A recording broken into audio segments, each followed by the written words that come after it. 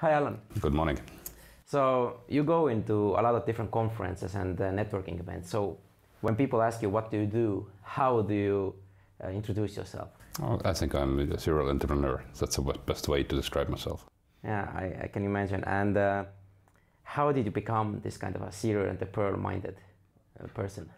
So I started my first business when it was still Soviet Union, and a few years before I started my business, it was still forbidden to be in business, and you could end up in jail when you just bought something cheap and sold more expensive and earned profits.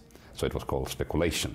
So and you could really end up in jail. So, but I started my first business in 1990. It was a Baltic news service, and it happened pretty quickly without any real business plan or even a plan to build it into a business which would last 28 years. It's still around. It's still the leading news agent in the Baltics. So it was a startup, and I didn't know the word startup. It got its product market fit in about 3 weeks, and I didn't learn about that term, the product market fit, until like 15 years later. So, but it was a classical startup. But how did you came up with the idea? How old were you with the first business? It was 1990, I was 24, so I was a journalist and a student studying mathematics at the same time in Moscow, Moscow University. And I was in the middle of all of those events which were unfolding, let's say, in late 80s and early 90s, and disintegration of Soviet Union. And I was probably the only Estonian journalist stationed in Moscow and permanently at that time. So I met all of the presidents when they came back from Kremlin, discussing freedom of Estonia or Baltics and so on. So I really got a lot of first-hand information. And suddenly I kind of realized that I can actually make some money with that. So because there was around 400 media outlets that had their offices in Moscow. It was one of the most important capitals in the world. And everybody was there, obviously. And I just knew many of those people, and I started to send those news to them over a fax machine. And like after a few weeks, I started to call them and say, hey, do you like them? And are ready to pay me some money? And amazingly, they did. I got about 70 customers in about 3 weeks. So it was like most of them were mass media. And that's how the initial Estonian news service, and later it became Baltic news service like a few months later, and I was born. And I didn't have any long-term plans. So I was a student. I just wanted to earn some pocket money and maybe buy a car or something in the end of summer. So 28 years later, the company is still there. It's not in the same ownership anymore, of course, but it's still there. But it just shows you when you start a business with your own itch, so to say, you're scratching your own itch, or you do it for yourself, it has a bigger purpose than just I'm gonna make some money. Yeah, of course. Yeah, obviously. My motivation to launch that business was I was just curious how it's gonna work, and like I suddenly realized that I can be having significantly bigger footprint than just writing for Estonian newspaper, which is now Eesti Päevalehti or Estonian Daily. So, but suddenly I was able to write something which was picked up by like all of the global mass media, and my footprint suddenly became like in tens of millions of people instead of like a few tens of thousands of people. What was your feeling, like the first feeling you got the money? Like it was not about money, but my first feeling, like I realized I'm into something, and probably 2 weeks after I launched that company, I went and bought the Guardian newspaper, the UK's daily, and I opened page 3, and they had a long article about Estonia, about Estonian police being created or something, and it was literally written by me. So they had quoted me like throughout the article, and then I realized I'm probably onto something, and I shall stay in that business. So this is a huge energetic feedback when you found yourself in a Guardian, and you, in the same time, you've been in Estonia, and nobody have ever done this thing before, right? Kind of, yeah. Yeah, so because, again, back then in 1990, I was in Moscow. I saw the foreign journalists working. Like, I picked my journalistic style from the Western journalists. So people here were kind of more sleepy, I would say, and so not so aggressive. So, but I used to work among hundreds of very aggressive Western journalist colleagues. So, and I knew how the Western news writing style is looking like, and I put that to use. So you got your business, you got your test study. case study done and you got it running. And what was your second idea? Like, were you thinking about expanding the team or getting more news agencies, or you were thinking about making exit? Not really. Like, I don't know about exit back then. So definitely. That's like nobody was even creating companies, not about selling them. So, but it kind of grew organically, and like it was super interesting time. It spoiled me to the end of my days because like everything happened. Like Soviet Union disintegrating, Yeltsin bombing his own parliament, Chechen wars and Gulf wars and so on. And we were just right in the middle of that, and I've seen so many things like firsthand, like literally like being in the middle of the events. And we got a lot of really interesting people very quickly to the team. So it was all the time where lots of expats like coming from the United States, for example, they were just living in Moscow because it's just fun and like. And we got very international team from the Baltics and like Americans and like Czech people and whatever. So like it was really like Russians and so on. And built a really functioning small startup news agency. So by the end of the first year, we had maybe around 30, 40, 50 people across the Baltic states and Moscow. And we were very well recognized source of information. Would you have done anything else differently if you would have a second chance? Like in the beginning? It's a good question. It's a good question. Like back then, obviously being the media or news media looked like the most interesting, and it was definitely very interesting. So in terms of like leaving your footprint, like in terms of business, so news business is not the best business. Like it's a very, very tough business.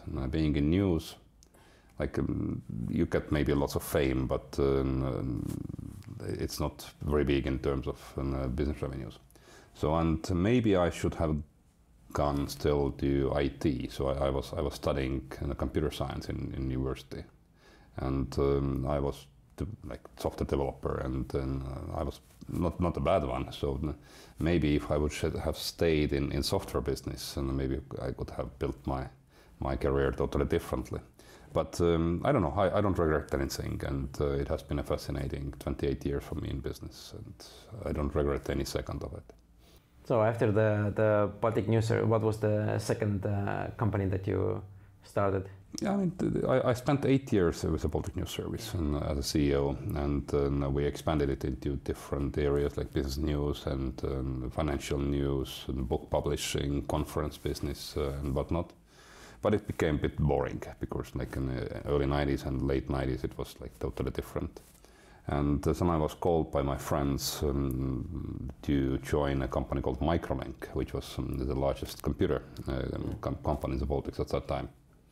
And initially I was in a supervisory board, and then I joined as a CEO. So they wanted to have a bit different life for themselves, and they basically handed me the keys of the company, and went to vacation next day. So then suddenly I had a group of companies of about like 13 companies under one umbrella, and not really linked into one group. And again, when I got kind of carte blanche to do whatever I want, pretty much with the company. So we raised lots of capital, about like 20 million, I think, in total in equity and debt. Well, that's a lot of money, especially in that time. At the time, it was very big money. And we raised, we acquired lots of companies. So in about 18 months, we bought 15 companies across the Baltics. The company grew about 5 times in terms of number of people and revenues and everything. And we built the largest Baltic IT services company. So like turned the PC manufacturing business into an IT services company. And same time, we also launched, as a startup, we launched a company called Delphi, which is still one of the largest, if not the largest, online media companies in the Baltics. So, and plus on top of that, we also had a little startup that we inherited, which is called Softechnica, which is basically developing and producing microwave radio links. Like if you drive around and look on mobile base stations or masts, you see little like dishes on top of them. So those are microwave radio links that are being used to communicate between the stations. And Softechnica emerged from scratch into number 10 global player, and so later on we actually listed it on a stock exchange. It became the first listed technology stock in the Baltics. So IT services business, online media, and microwave radio links like 3 legs, of microlink, and again, fascinating time. Lots of ups and downs, building up international company in the Baltics again. And we exited that company in different transactions in 2004, 2005 by selling the main IT services business to Baltic Telecoms, by selling online media business to a strategic buyer, and listing Softechnica on stock exchange. So, and that kind of ended the second part of my business career, and I kind of exited myself from that company as well. Yeah, it seems, and then later you became Starship Technologies, and it seems like you're always where the next step is, or there's something new is coming, or something totally different. You are some kind of there already, or you're starting it, or you're running it. I'm seeking trouble all the time. Yes, that's right. Like, I mean, many other people would be probably seeking a bit more comfort than I am. I've been starting really from scratch every time I make my career move. Of course, I can rely on my past experience, but usually I'm starting something totally new. And for me, the next thing was, which started in 2005, and I was quite active in that until like 14, was venture investments and technology investments. So we launched a venture investment company, which was the pioneering one in the Baltics. And there was a little fund before us that invested in relatively little money. So we raised the first kind of proper fund in dollar terms, about like 20 million probably, and invested it in the Baltics, Ukraine, Russia, and Finland. So again, interesting times, very different from what I did before. And I also did some angel investments on the side, so in total I think I was part of about 20 companies. But it seems, yeah, you're always outside your own comfort zone a little bit. You have the past experience, but again, like, you're always venturing to the new areas to explore and to expand yourself or learn more things, as I understand. Learn more things is the right way, because like again, sometimes I feel that it would be significantly more comfortable life by doing something you already know and like improving yourself on that. So, but I'm seeking new things, and sometimes I get burned. Sometimes I get successes, like yeah, it's never black and white. It's also 50 shades of grey between them.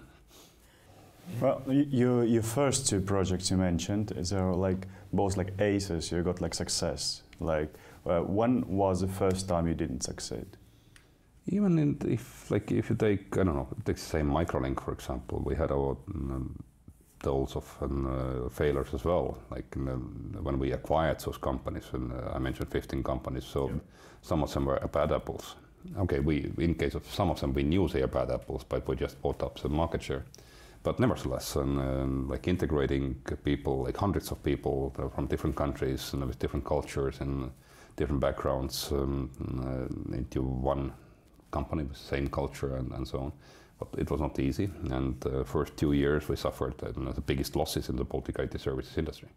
I can proudly say that Microlink made the biggest losses in Baltic IT services industry, and it also made later the biggest profits in Baltic IT services industry. So, but when we still had our losses, like many people thought we will be doomed, and I was on the front pages of newspapers saying, "Hey, Microlink is going down, and it's like all finished," and so on. So later on, the same newspaper wrote an editorial apologizing, saying, "Hey, we were wrong."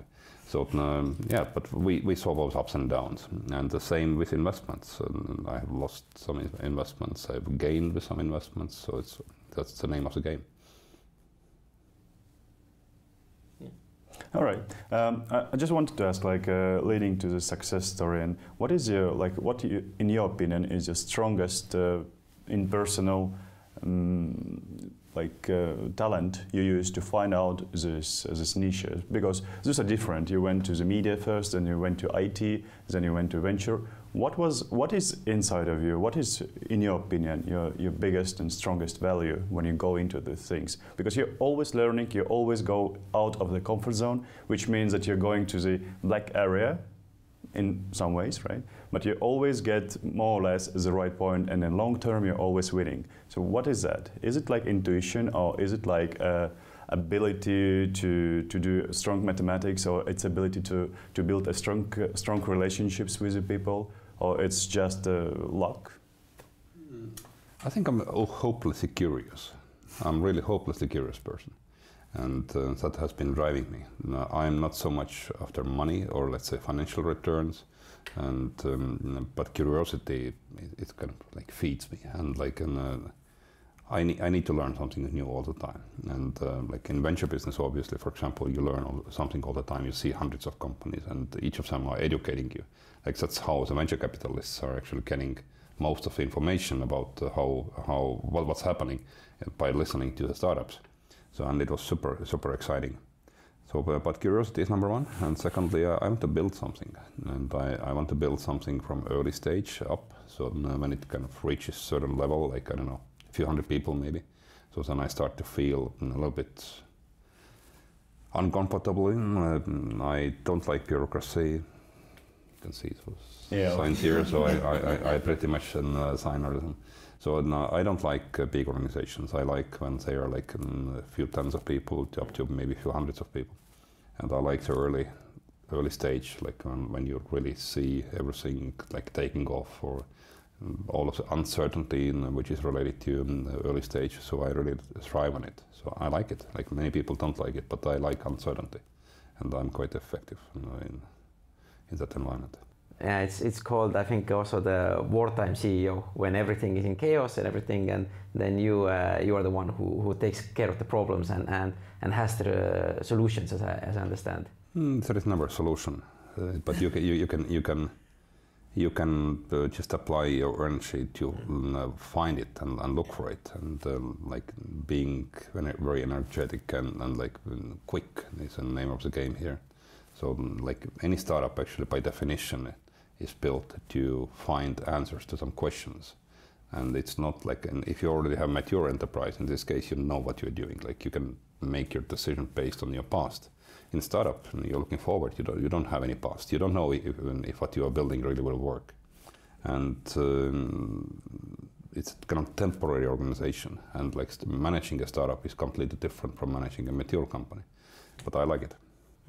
But right now, how do you see as a Estonian government? Let's go there, because we have a huge success with the Tiger Jump and also with the e-government. But do you see Estonian government right now as are we standing still? We have some amazing startups coming, but do you see the government, are they moving as they did like 5-6 years ago when they started the e-residency, or are our neighbors going right now faster than we are? So first of all, you mentioned Tiger Leap and some other initiatives. Yes, they belong to, let's say, 15 years ago or even 20 years ago. So e-residency is 5 years late, an old initiative. So and the government pretty much hasn't done much new initiatives which are kind of like very much reverberating throughout the world in the last few years. But at the same time, I would say Estonia has maybe most successful time when it comes to technology and high tech and startups and so on. So it is not remarkable not only in Estonian history, actually it's remarkable in a global scale, because there is not a single other small country like Estonia right now that is so successful, maybe with one exception, Israel. So Israel is pretty much maybe a good comparison. So you can ask if the government could do more. My question is, shall the government do more? Like sometimes it's good if the government doesn't do anything and like keeps his hands off, and just creates an environment where the companies can actually do stuff themselves. So overall, I would say I would like evaluate the Estonian government's performance as neutral right now. There are many things which are still creating a kind of pretty good environment, like would it be like very quick immigration, so you can actually get people to Estonia very quickly. You still have a very favorable tax environment in many aspects, and so on. But I'm not really sure that the Estonian government must really like have a cabinet meeting and saying, hey, we need to go to biotech, or we need to go to like, I don't know, taxi applications or whatnot. So they have been creating enough legal and like regulatory environment for the startups to operate, and they have been very friendly regardless of which party is leading. But I don't think the government at this point must actually be on the leading edge of development of the industry.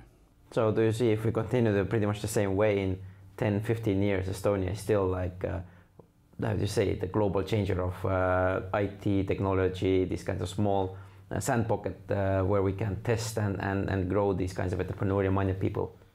Yeah, I mean, Estonia is a perfect case study.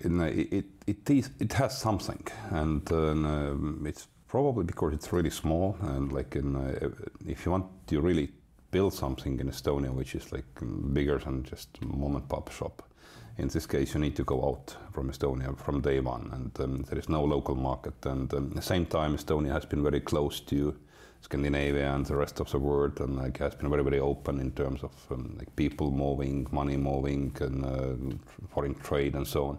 It's one of the most open societies when it comes to business and talent and so on.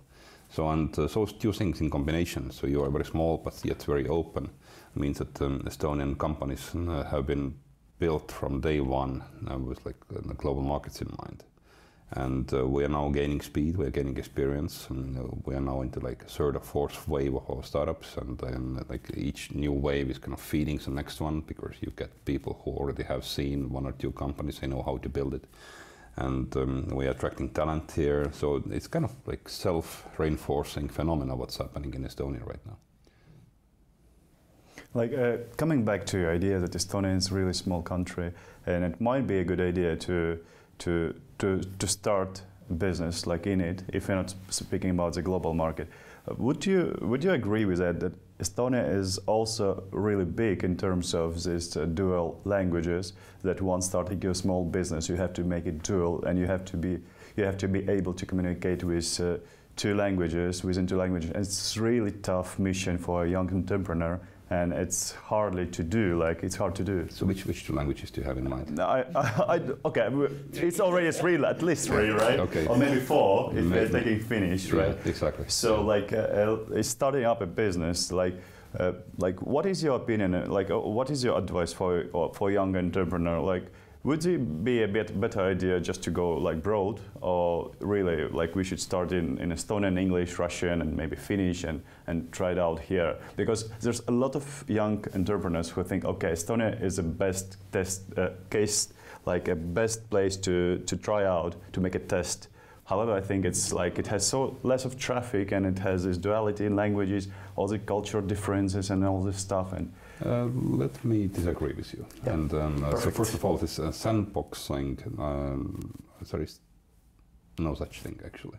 So like if you take all of the startups that we have got in Estonia, let's say in the last 5 years, none of them started from like Estonian sandbox, maybe Taxify, but like everybody else has been starting immediately from the access to the world market. And that's the way how to do that, because like I mean, sandbox in Estonia, it really doesn't exist.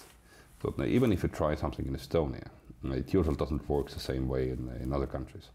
You take, I don't know, you take mobile parking, you take taxis, you take many other things. Like you can build it up here, and like it might be very successful. And then you go to the UK or America, and suddenly people think totally differently. Their habits are different, and it really doesn't work. Like this sandbox, you can learn something, but this learning is not applicable to where you need to end up. And it's better to go straight to your target markets and start learning from that. So, but Estonia is still super good when you want to build your business and launch and build it. And of course, you need to be international, so you need to travel a lot. Like the best way how to really learn about your target market is to buy one-way ticket and like live in your target market for like many months and maybe years. And at the same time, you can build your development here. And like IT and development is really strong. But in order to sell and in order to do a business development, you need to go out and see your real customers where they live. That's a really nice answer. I really would like to make into the captions that you should go broad if you want to go big, and Estonia is not a sandbox. That's true. Absolutely. And that's great. Thanks. like I would like another question is about the entrepreneurship society in Estonia. If you would compare the society with the Scandinavian countries or with America or with UK, like what would be your opinion of that? Again, I can only speak about tech because there are different circles and in like industries and transportation and so on, which might be different. So in tech, Estonians, again, for some reason, because we are small, so I can see that the community is really very strong and supportive to each other. Like anytime I need something, or if somebody asks for my help, like people are really not caring about like potential competition or something, so then you can always ask for help. You can like meet people very quickly. You can like if you need an introduction, or if you need to have new ideas, so it's always available at very, very short notice.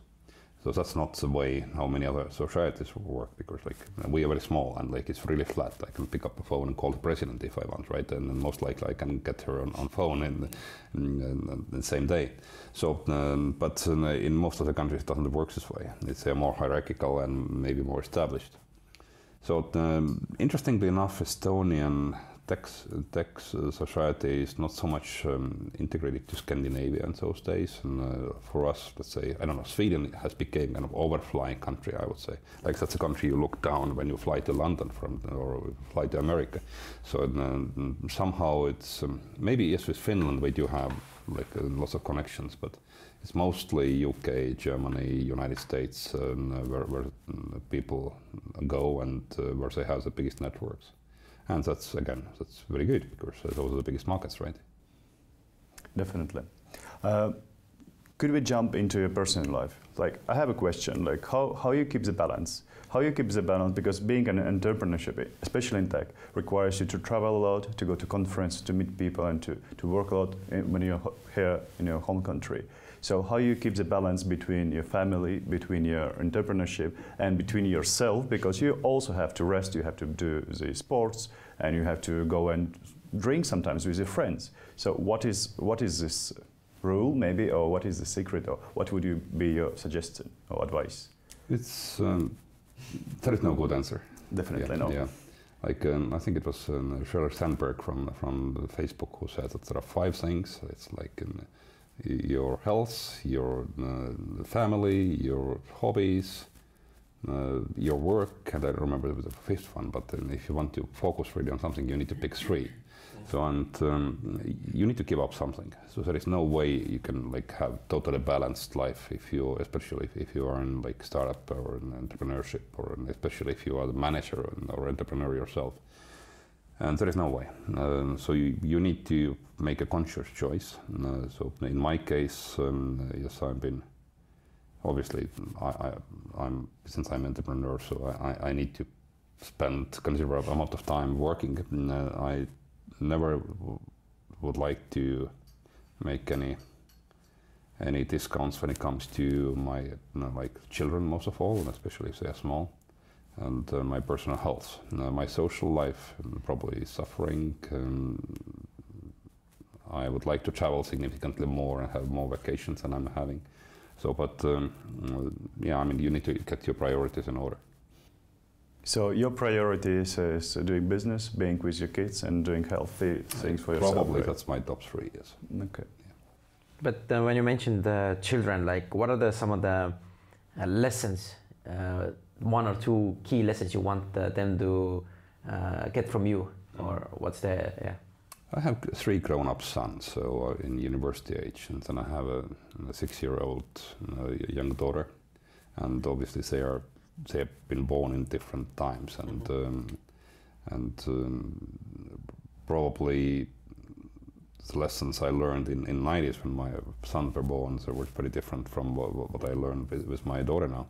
So my daughter is a kind of perfect example how I would like to see a kid evolving, because she has been very, very international. Like she's bilingual, she can speak Estonian and English. So she has been traveling. Maybe the best story I can tell is that earlier last year, when we were returning from Singapore, she upgraded herself to business class using her own miles. Like, I mean, she has got so many miles already that she could actually upgrade herself to business class, and she was 5 years old at that time. So she has been to America, I don't know, 15 times, and I don't know, to Asia, to so many places, and been living in Malaysia and Singapore and so on. And she kind of takes it as a normal. She has seen so many different cultures, and for her, like seeing people of different races and like different religions, it's perfectly normal. Like having the Muslim imam calling up to a prayer at 5 a.m. in the morning, like in Malaysia, it's totally normal. Like it's not something foreign, that it would be to most 5-year-old, 6-year-old. And she's a global citizen, and she sees her parents both in entrepreneurship, and like she doesn't have a single problem with that. So it's. I'm pretty sure that she will become something really big, like by putting into use what she has learned in early childhood. She can be a truly global citizen, building something really remarkable. But how do you see in the future? Like right now, as you said, also your children have born in different times, and it's totally different. What's happening if the child is right now 10 or 15? What are the jobs that are people are afraid that the robots will take over all the jobs and there is no work left, and etc. What are the fields you recommend people to go to study or take more interest in? That's pretty simple. It's already happening, but like in 5-10 years it will be even more. So there will be only 2 types of jobs. So there are jobs where you tell the computer what to do, and other jobs where the computer tells you what to do. So and there is no middle ground, and I think it's very important to be on one side of that division. So be the person who is telling the computer what to do. So it's maybe not so black and white in terms of what kind of like what exactly is a profession, because like you can be a biotech person, you can be a computer scientist, you can be a musician, and there are like a politician and so on. There are so many different jobs that the computers will not replace, or maybe never replace. So, but there are lots of jobs that can be easily replaced. Like I don't want anybody to be like maybe even in a financial industry, because that's something that could be automated to a large extent, or like doing lower level jobs. So at the same time, I'm still optimistic. I even think that like in the lower level jobs where the computer tells you what to do, they will pay enough to like have a sufficiently good quality of life. The very fact that people have so much time to like be on YouTube and Facebook and whatnot is basically an entertainment. So something like they're spending so much time on those platforms, and that time was mostly spent on like really working very heavily years ago. So I'm a believer that at one point we'll come to kind of set up where there is a universal basic income. So basically, like even if you don't work, or if you work in like low-paid industries, you will still get a kind of decent basic level of quality of living. So I'm kind of techno optimist and global optimist. Of course, there will be ups and downs, but I believe we still have a bright future again ahead of us. Speaking about education, like what would be your suggestion to like speaking about your daughter? Would she go to the school here in Estonia? Would she go to university, or would you recommend her like just start your own business and learn from people and give to people and so on? She's still just 6. Yeah, like, definitely. But in general, let her make her own decisions. And when it comes to universities and like business, like it's 10 years. 15 years away, and by that time the world has changed. Mm-hmm. So I don't know if she will go to school here in Estonia. Most likely she will, depending on the geography of her parents. So, but one thing that is important is I would like to keep her international and like open-minded, and that's why I also put my sons through different like exchange student years and like language. Courses in other countries and so on, just to get understanding of how other countries and other cultures work. And in my opinion, there is a very big difference between people who have spent at least 1 year of their life in another country. Yep. And like 1 year is kind of the threshold. And like if you spend 6 months, it's not yet sufficient. But if you have spent 1 year living abroad, suddenly you become a different person. And you may like, you not like the country you lived in, but you understand that the world is kind of multi-dimensional and can be very different. Mm-hmm. But like coming back to education, like the world is changing so fast. In 2017, like we've taken more pictures as the whole history before that, and the informational cycle is going faster and faster and faster. So basically, when anyone goes to university and takes any kind of book, it's already old. Mm. It doesn't correlate to reality. So what is your opinion about nowadays education? Should it change in some modern ways? Should we be more dynamical, or what's his answer for that? Absolutely. You are right about the books, and that's fine. Like if you need to have knowledge, and turn to internet and see online resources which are more updated. But yes, education is changing and needs to be more changing. And there are lots of interesting what is called edutech startups out there. It's not exactly my field, so I couldn't call myself an expert. But I know that lots of interesting stuff is happening, and even traditional school system is now trying to adapt, and we can see like many schools here in Estonia as well innovating and trying to find new ways how to teach people, going in very different directions, but they are quite different from the schools that I was used to in my years. Mm. And that's fascinating because like you have choice, you can see what works and what not after some time, and that's how it should be. But when we're talking about schools, I think my own personal view of languages are extremely important to be multilingual languages. Well, what do you recommend for young people or whoever right now is watching? What would be the language they should learn for the future? I think English is English is coming itself. I think we can even stop maybe teaching English in schools because exactly. It's like coming from everywhere else. I would bet on Chinese. Or the Mandarin, basically. That would be a really good investment. Probably the best at this point.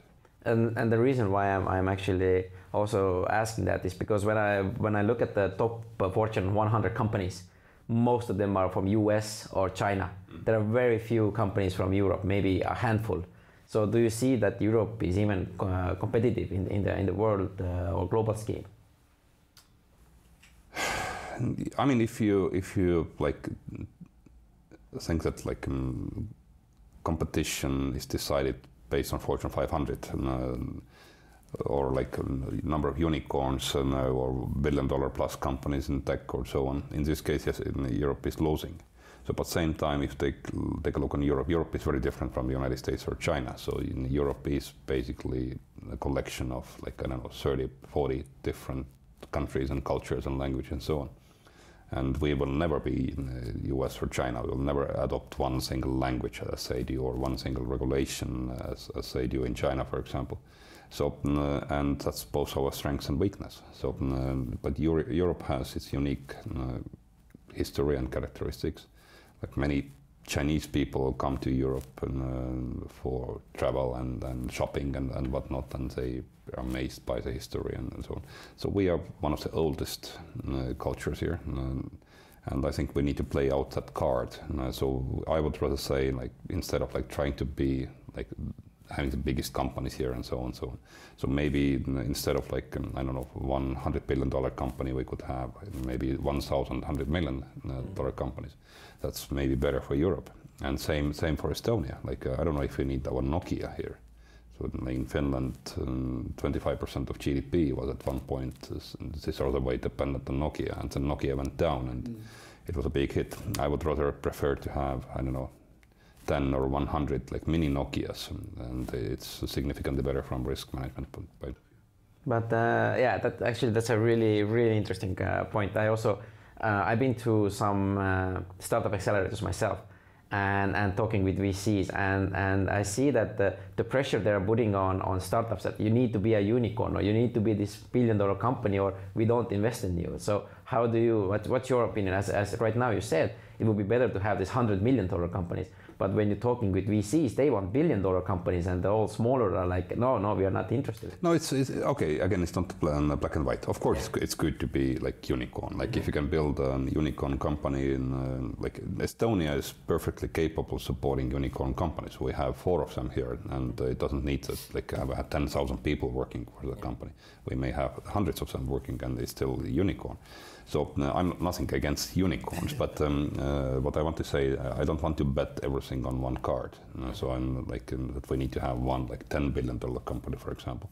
So I'm same for Europe. So let's maybe see the advantages of what we have really good in our like fragmentation and different cultures. So it's something which can be turned into an advantage instead of like being a disadvantage. So VC is obviously one of the biggest returns. So that's what they produce, is money back and returns. So and that's why they're also pushing the companies to go big and like go to the big markets. But interestingly enough, it is possible to be same time Estonian and, for example, a globally successful company. And let's say I can bet that in about like 5 or 10 years time we will see a really strong company which is Estonian founded, has very strong Estonian presence, but has headquarters somewhere in the United States, for example. So all of our unicorns right now, they are having European headquarters, but like it's not mutually exclusive. You can do both. Mm-hmm. Well, to sum it up, so we have always doing a small contest for our watchers, and for that we sometimes give a small presents, but sometimes, which is more valuable, we give as a prize the lunch with with the person we interview.